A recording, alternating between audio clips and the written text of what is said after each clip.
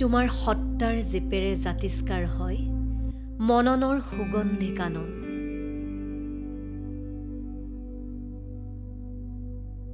মৌসৰা নিশাহেৰে সতেজ প্ৰাত্যহিকতাই বৰ্ণময় বেশ আৰু লাখেৰে শোভিত কৰে হিয়াৰ নিবেশ। ভাৰসাৰে বিধৌত প্ৰতিটো পল অনুপলে ছাঁ হৈ খুলি দিয়ে অনুভৱৰ বহুৰঙী দুৱাৰ।